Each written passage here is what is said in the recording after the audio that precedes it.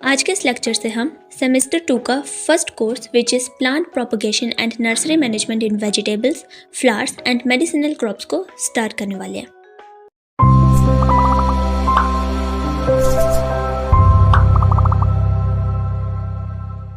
Start करते हैं nursery raising इन vegetables के साथ, जिसे हम द क्रेडल ऑफ कल्टीवेशन भी कहते हैं।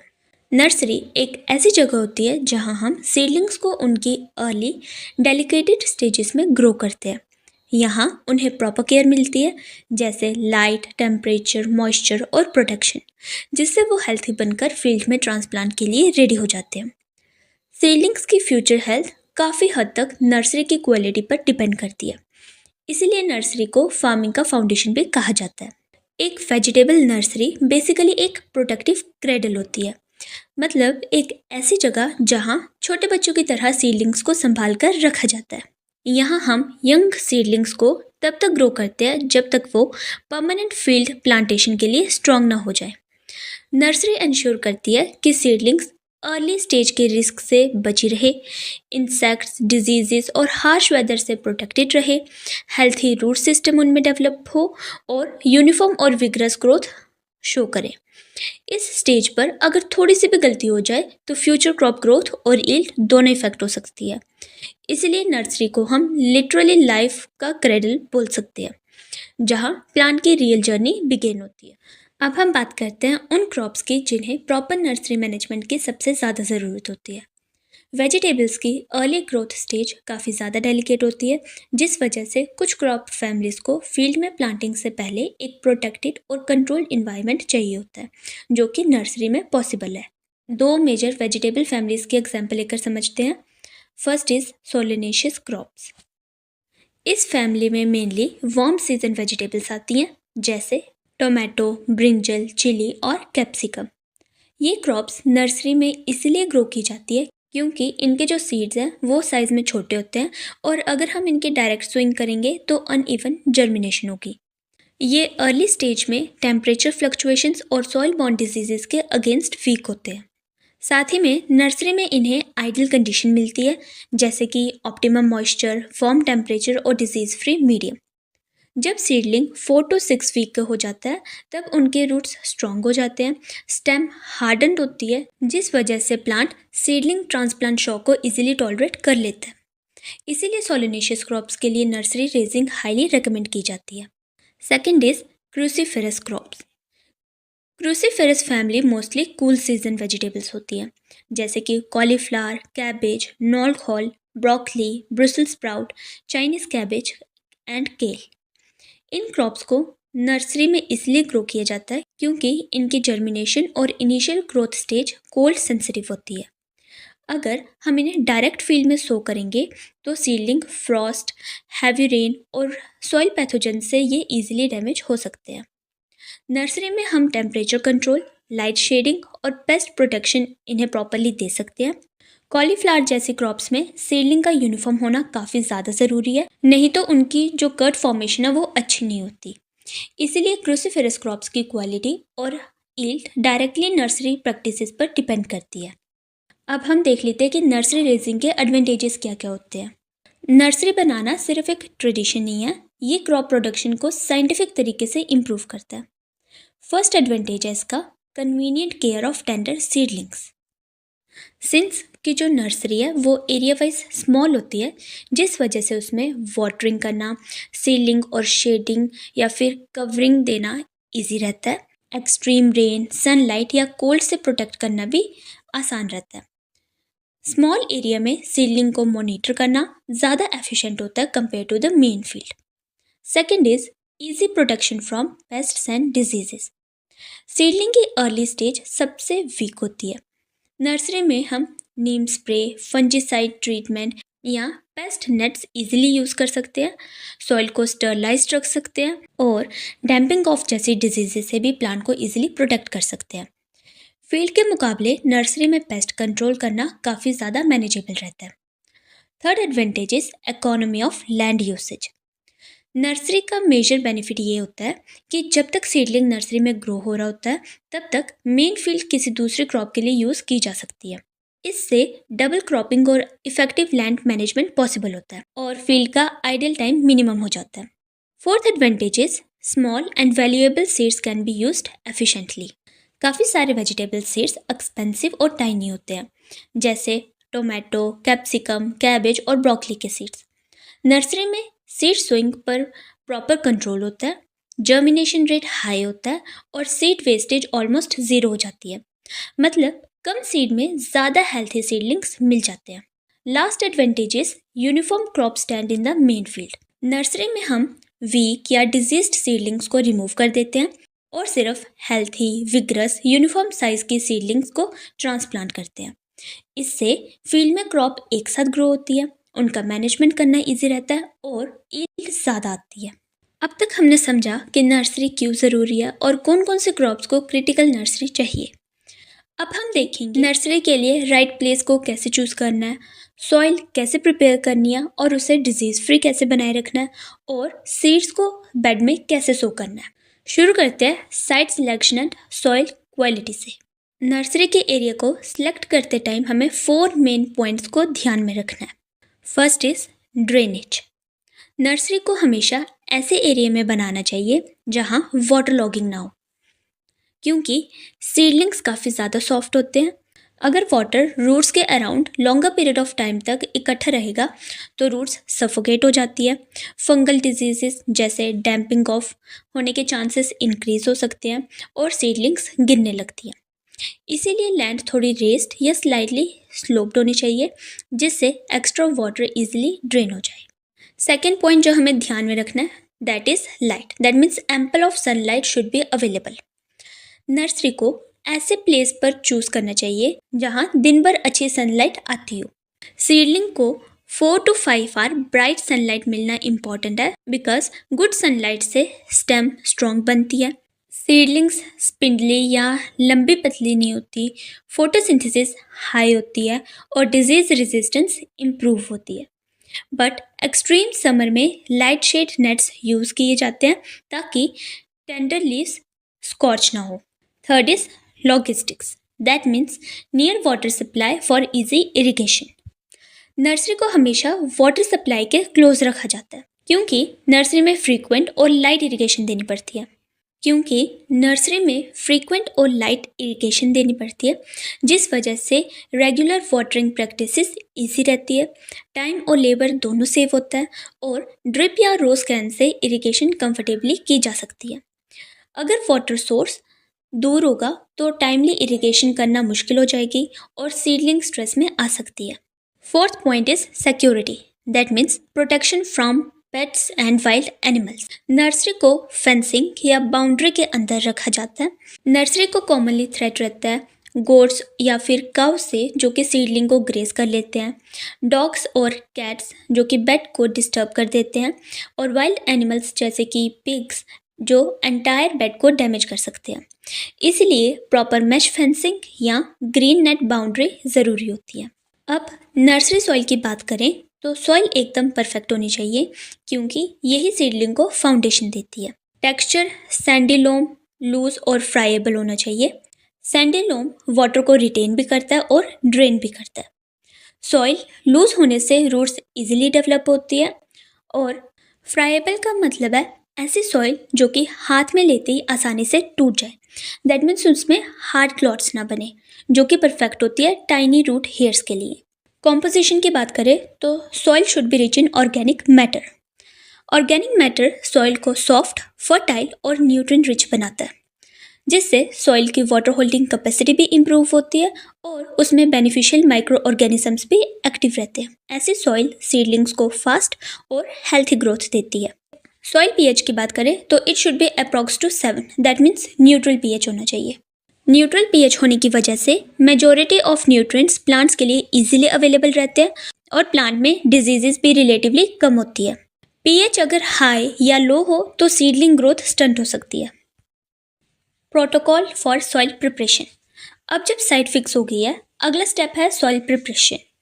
ये 3 स्टेप्स एक स्टैंडर्ड नर्सरी प्रोटोकॉल का पार्ट है। First step is deep cultivation. सबसे पहला स्टेप है सॉइल को अच्छे से टर्न करना। प्लो या स्पेड से 20 to 25 सेंटीमीटर डेप्थ तक सॉइल को खोलना, इससे सॉइल एरिएटेड होती है, वीड्स अपरूट हो जाते हैं और पैथोजन सनलाइट एक्सपोजर से कम हो जाते हैं। फिर 2 से 3 होइंग करके सॉइल को सॉफ्ट बनाना, जिससे सॉइल में फाइन टेक्सचर बन जाता है। डीप कल्टीवेशन इंश्योर करती है कि सीडलिंग्स के रूट्स इजीली सॉइल के अंदर पेनिट्रेट कर सके।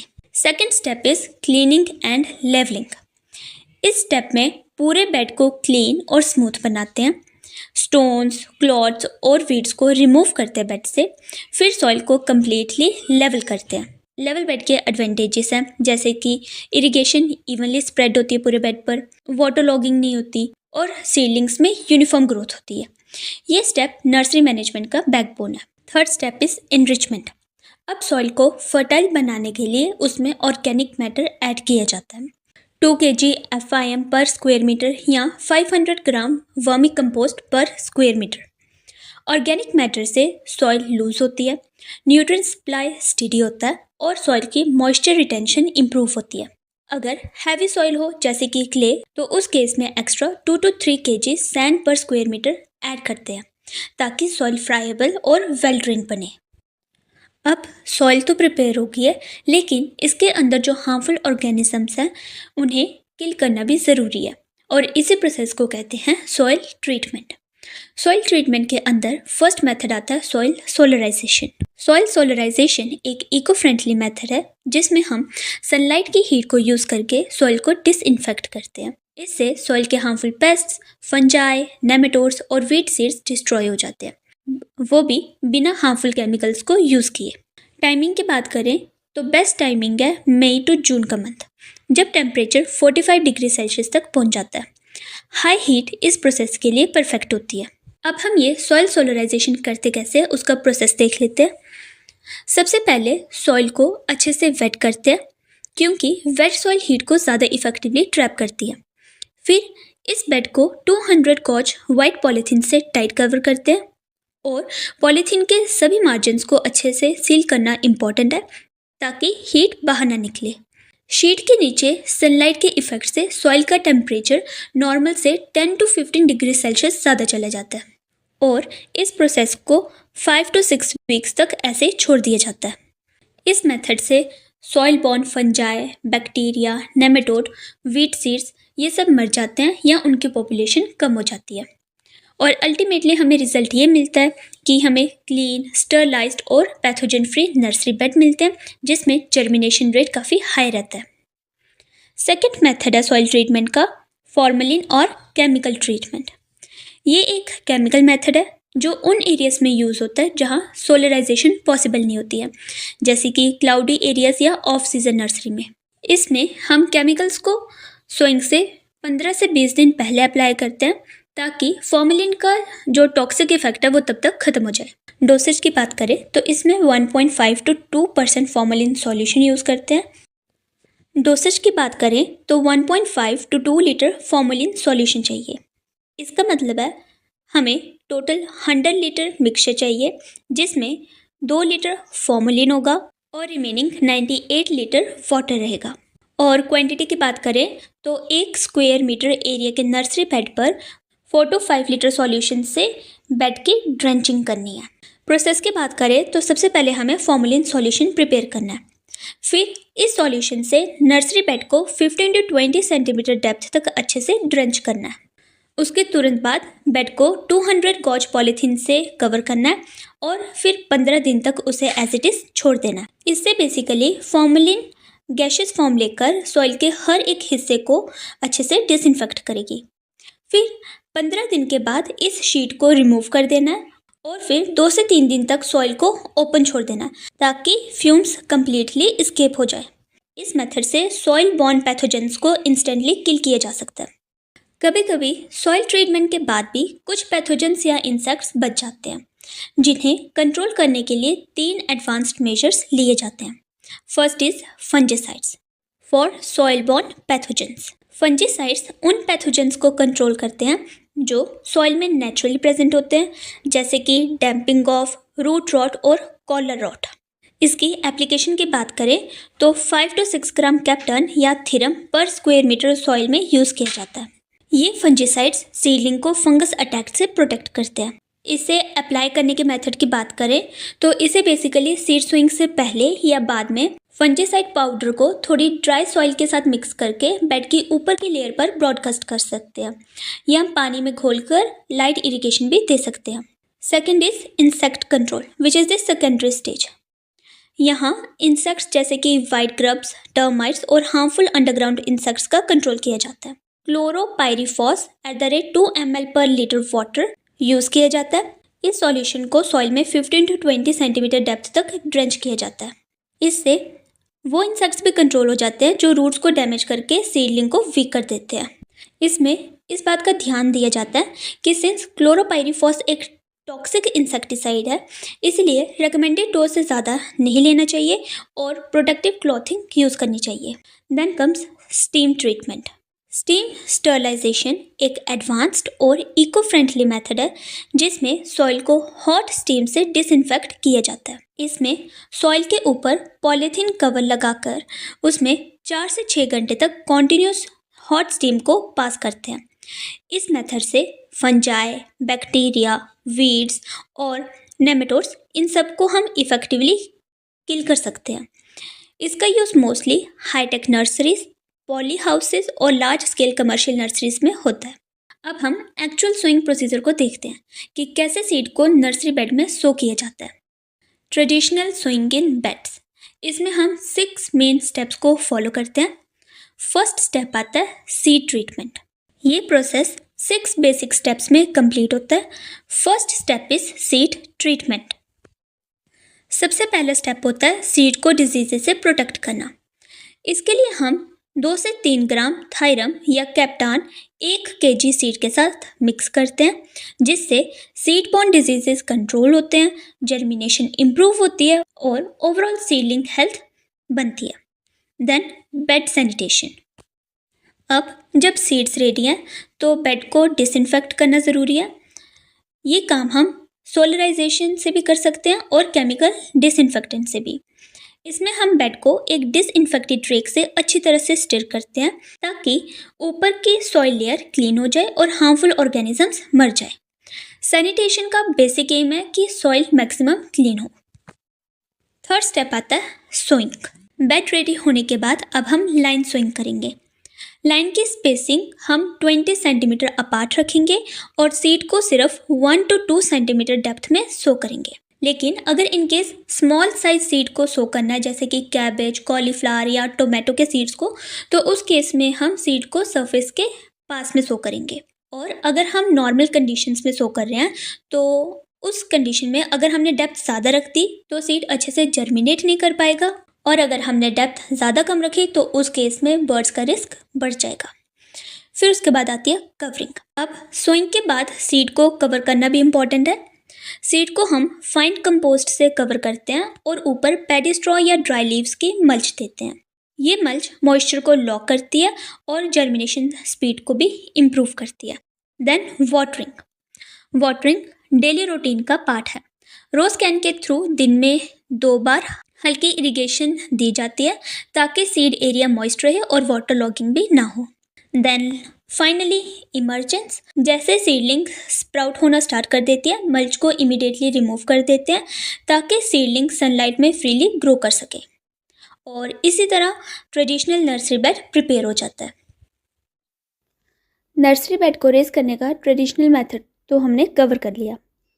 अब हम मॉडर्न मेथड कवर करेंगे विच इज़ प्लग ट्रेस और pro trace. So basically plug trace होते क्या? प्लग ट्रेस ये एक प्लास्टिक की ट्रे होती है जिसमें छोटे छोटे सेल्स या हम कह सकते हैं प्लग्स बने होते हैं, और हर सेल में एक सीड को सो किया जाता है। एक सेल में एक सीड को ही सो किया जाता है, जिस वजह से रूट्स एक दूसरे में उलझती नहीं है और ट्रांसपोर्ट के टाइम रूट डैमेज के चांसेस भी कम रहते हैं और ट्रांसपोर्ट करना इजी होता है। Tray preparation. Disinfect with 1% chlorine bleach. नई या पुरानी ट्रे को यूज़ करने से पहले 1% ब्लीचिंग पाउडर या फिर क्लोरीन ब्लीच सॉल्यूशन से अच्छे से वॉश करना चाहिए। इससे ट्रे के सरफेस पर जो फंगस, बैक्टीरिया या वायरस लगे होंगे वो मर जाते हैं। और डिजीज़ कैरी ओवर होने के चांसेस कम हो जाते हैं। नेक्स्ट इज मीडियम मिक्सचर और ग्रोइंग मीडियम। प्लग ट्रेस में हम नॉर्मल फील्ड सॉइल का यूज़ नहीं करते, इसके लिए स्पेशल सॉइललेस मीडिया यूज़ होता है। सबसे पहले स्टैंडर्ड मीडिया मिक्सचर की बात करते हैं, जिसमें आता है cocopeat, perlite and vermiculite in the ratio 3:1:1। Cocopeat ये बेसिकली नारियल के छिलके से बनता है। इसके मॉइस्चर होल्ड करने की कैपेसिटी काफ़ी अच्छी होती है। देन परलाइट एक वाइट, हल्का और पोरस स्टोन होता है जो एरेशन और ड्रेनेज को इम्प्रूव करता है। देन वर्मिक्यूलाइट ये एक गोल्डन फ्लेक जैसा मिनरल होता है जो पानी और न्यूट्रिएंट्स दोनों होल्ड करता है। इन सबको अच्छे से मिक्स करके एक यूनिफॉर्म मीडियम बनाया जाता है। दूसरा आता है alternative media in case of the standard media, जिसमें आता है पिट मॉस, कंपोस्ट और coconut coil in equal proportion of 1:1:1 ratio. ये उन जगहों के लिए ऑप्शंस है जहाँ पर स्टैंडर्ड मिनरल्स अवेलेबल ना हो। बेसिक आइडिया यही है कि जो ग्रोइंग मीडिया वो इस तरह का होना चाहिए जिसकी मॉइस्चर होल्डिंग कैपेसिटी अच्छी हो, प्लांट को वो न्यूट्रिएंट सप्लाई दे और ओवरऑल जो मीडिया वो लूज और एरी मिक्सचर होना चाहिए। Adjust pH to 5.5 to 6.5 with lime and do not mix field soil।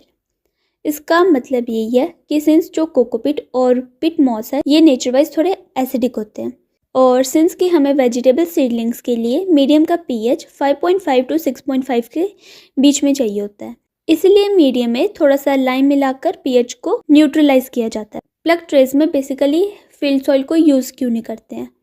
क्योंकि फील्ड सॉइल में heavy clods, weed seeds, diseases and nematodes और अनइवन टेक्सचर होता है।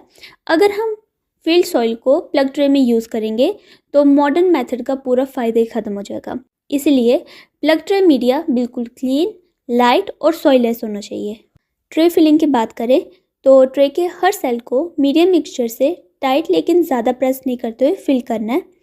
सीड को मीडियम के अंदर 0.5 to 1 सेंटीमीटर डेप्थ पर प्लेस करना है और फिर ऊपर से थोड़ी सी मीडियम की पतली लेयर डालकर सीड को कवर कर देना है। इससे हर सेल में एक स्ट्रॉन्ग सीडलिंग डेवलप होगा। Operational maintenance of plug tray nursery. Start करते हैं इरिगेशन के साथ। Moistures entire plug to promote root depth and avoid late afternoon watering. हमें जो वाटर है वो इस तरह से देना है कि पूरी प्लग या फिर हम कह सकते हैं जो पूरी सेल है वो अच्छे से गीली हो जाए। सिर्फ अपर सरफेस तक ही नहीं, अच्छी डीप डाउन तक गीली होनी चाहिए। अगर सिर्फ अपर सरफेस से गीला होगा तो रूट की डेप्थ तक अच्छे से ग्रोथ नहीं हो पाएगी। लेट आफ्टरनून या इवनिंग टाइम पर इरिगेशन को अवॉइड करना चाहिए, क्योंकि अगर हम इस टाइम पर वाटरिंग करेंगे तो रात भर मॉइस्चर हाई रहेगा और सिंस नाइट टाइम पर टेम्परेचर कम होता है तो फंगल डिजीजेस जैसे कि डैम्पिंग ऑफ के चांसेस बढ़ जाएंगे। बेस्ट टाइम है इरिगेशन का मॉर्निंग आवर या फिर दोपहर से पहले हल्की इरिगेशन दे देनी चाहिए। ट्रे में generally fine rose can, mist या स्प्रिंकलर से वाटरिंग करते हैं ताकि मीडिया डिस्टर्ब ना हो। देन फर्टिगेशन का मतलब है फर्टिलाइज़र और इरिगेशन को एक साथ देना।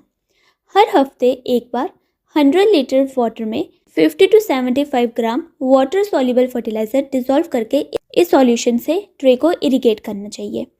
इससे सीडलिंग को बैलेंस्ड न्यूट्रिएंट मिलता है और उनकी ग्रोथ फास्ट और हेल्थी होती है। इस बात का ध्यान रखना है कि हमें फर्टिलाइज़र का ओवरडोज नहीं देना है। फर्टिलाइज़र्स के ओवरडोज से सीडलिंग्स लंबी, पतली और वीक हो जाएगी, जिस वजह से वो फील्ड में विथस्टैंड नहीं कर पाएगी। प्रोटेक्शन की बात करें तो rain shelters for precipitation and 50 mesh for virus vectors. अगर ट्रेस को ओपन फील्ड में रखेंगे तो हैवी रेन से मीडियम वॉश हो सकता है और सीडलिंग्स टूट भी सकते हैं, इसीलिए इन्हें poly house, shade net house या सिंपल पॉलीथीन शेड के नीचे रखा जाता है। 50 मैश नाइलन नेट की बात करें, इस नेट से हम सीडलिंग्स को कवर करके वायरस इन्फेक्शन को कंट्रोल कर सकते हैं। Disease responses. If damping of occurs, spray mancozeb plus carbendazim mixture at the rate 2.5 ग्राम पर लीटर। डैम्पिंग ऑफ नर्सरी की सबसे कॉमन फंगल डिजीज़ है जिसमें सीडलिंग्स गिरकर गलने लग जाती हैं। अगर हमें ऐसे सिम्टम्स देखें तो तुरंत मैनकोजिएब प्लस कार्बनडेजियम का मिक्सचर बनाकर इस सॉल्यूशन को स्प्रे या लाइट ड्रेंच कर देना चाहिए ताकि अपर सरफेस और रूट जोन दोनों ट्रीट हो जाए। साथ ही ओवर वाटरिंग को अवॉइड करना चाहिए और एयर सर्कुलेशन को भी इम्प्रूव कर देना चाहिए।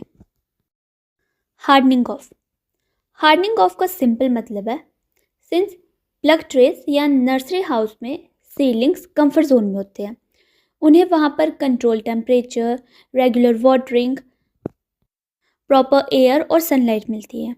वही फील्ड में सिचुएशन बिल्कुल डिफरेंट होती है। फील्ड में प्लांट को heat, cold, excessive sunlight, insect सब कुछ को फेस करना पड़ता है।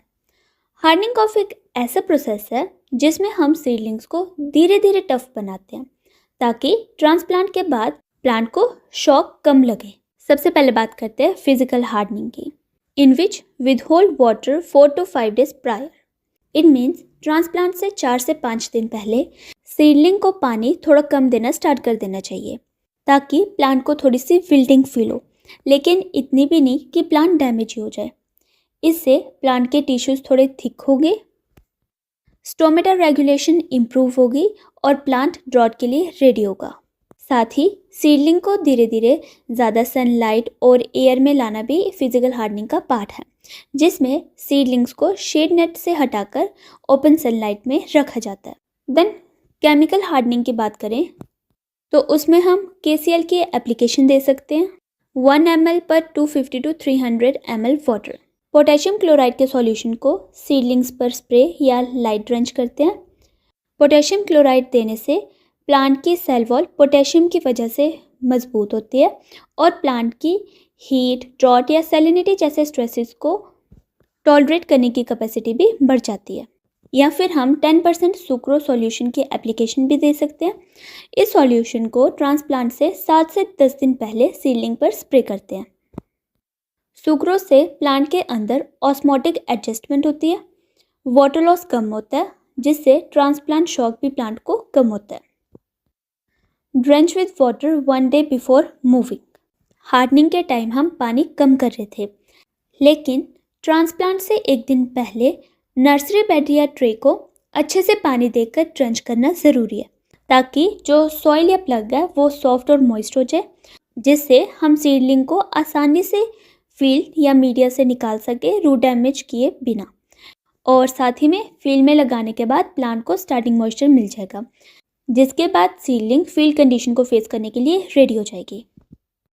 ट्रांसप्लांटिंग की आइडियल कंडीशन है इवनिंग आवर्स या फिर क्लाउडी वेदर, क्योंकि कूल इन्वायरमेंट में टेम्परेचर कम होता है और ट्रांसपिरेशन भी कम होता है, जिस वजह से प्लांट शॉक से जल्दी रिकवर कर लेता है। ट्रांसप्लांटिंग के प्रोसेसेस की बात करते हैं।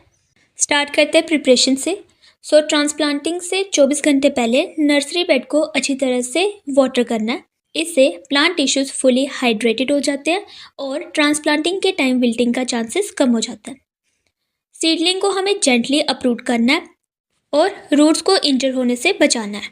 और प्लग ट्रे के केस में हर सेल को नीचे से हल्का सा प्रेस करके पूरे प्लग ब्लॉक को बाहर निकालना है ताकि रूट्स बिल्कुल भी डिस्टर्ब ना हो।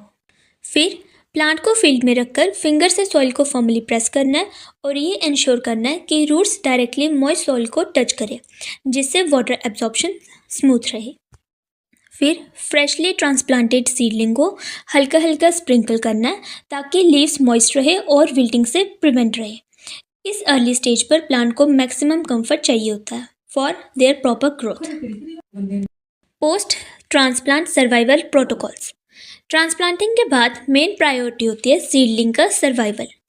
इस स्टेज पर छोटी सी केयर भी फ्यूचर यील्ड को काफ़ी इम्पैक्ट करती है। Examine field daily for watering needs until established. रोज़ाना फील्ड इंस्पेक्ट करनी चाहिए, स्पेशली वाटरिंग नीड्स के लिए। जब तक प्लांट्स पूरी तरह इस्टेब्लिश ना हो जाए, डेली मॉनिटरिंग मस्ट है। Remove unhealthy seedlings and replace immediately to maintain density. अगर कोई सीडलिंग वीक, डिजीज्ड या अनहेल्थी दिख रही हो तो उसे इमीडिएटली रिप्लेस कर देना चाहिए और उसकी जगह नर्सरी से बची हुई एक्स्ट्रा हेल्थी सीडलिंग्स या ट्रे सीडलिंग लाकर तुरंत लगा देनी चाहिए और इसे हम गैप फिलिंग कहते हैं। इससे फील्ड की प्लांट पॉपुलेशन यूनिफॉर्म रहती है और टोटल यील्ड भी मेंटेन रहती है। Keep seedlings encased in moist soil, wet plant leaves if wilting occurs.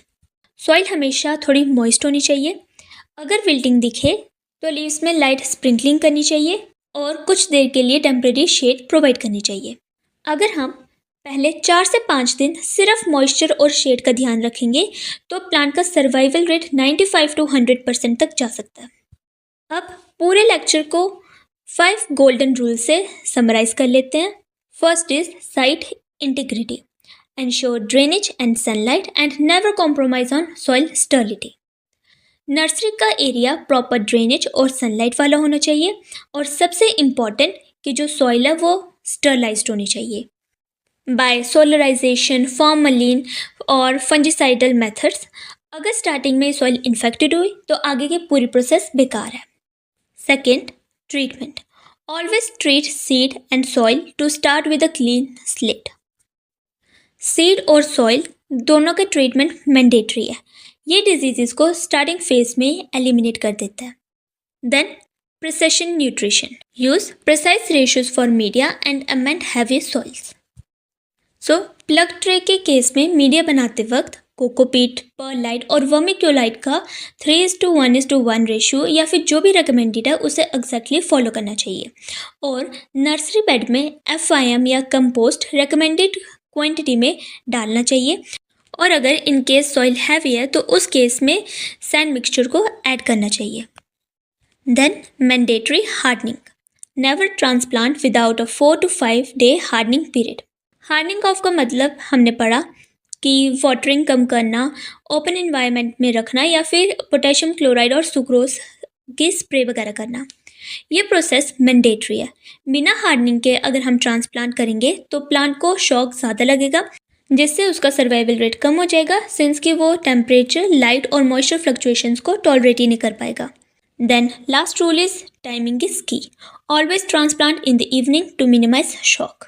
Transplanting हमेशा इवनिंग आवर्स या फिर क्लाउडी वेदर के टाइम पर करनी चाहिए। तो आज के लेक्चर के लिए बस इतना ही।